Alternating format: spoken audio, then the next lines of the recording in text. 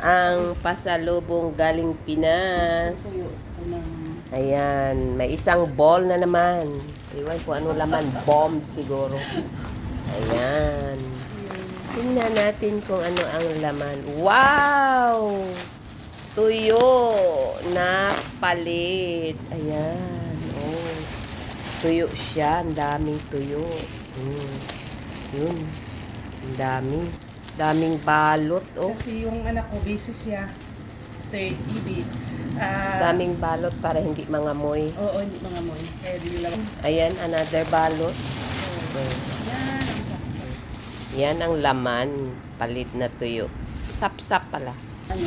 Ayan ang isa. Ayan, maliliit na, anong tawag nito? Lap-lap sa amin tawag nito. Lupoy sa amin. Lupoy. Ayan, maliliit siya. Yun. From Philippine with love. So, ano siya? Ang masarap. Oh, di ba?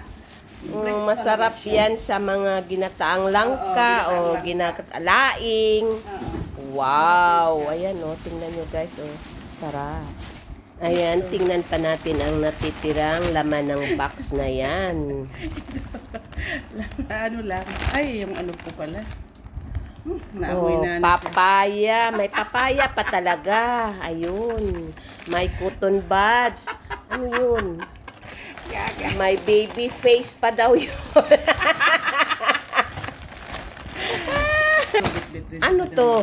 Yung bihon na Bihon from Philippines. Oh, ayan. yung sinigang. Ito ang oreg.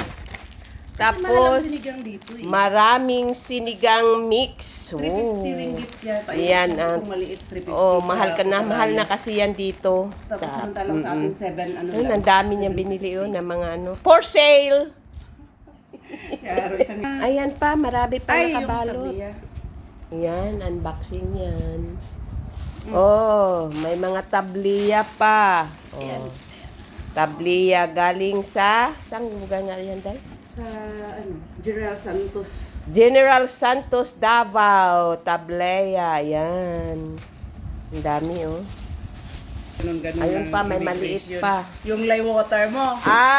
Yung order kong lye water. O, tingnan nyo naman ang lye water. Kaya ganyan na pinili ko para safety talaga siya. Lye water.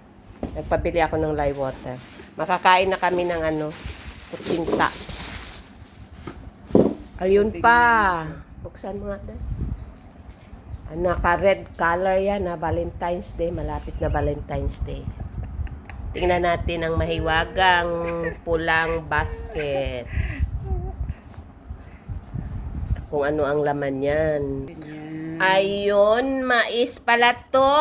Oh, mais na bigas. Oh. Ganito kaliit ang mais na bigas? Akala ko malalaki. Merong malalaki te, pero mas maano to pag iluto mo siya na kung marunong ka magluto nito, mas masarap siya kainin. Okay. Ayan ang maliit na mais na bigas. Yan siguro yung naano ng immigration. Bakit ang dami kang... Na-check kasi siya sa immigration. Chinik up yung laman. Bakit nagtitit. Siya siguro mais, 5 kilo. Yan. Nagdala pa talaga siya ng mais. Katikim ako ng mais na bigas. Try. Yung sobra ko sa ano. Yan. Ewan ko kung ano laman yan. Baka ibos. Ayan, binubuksan na ulit ang blue plastic.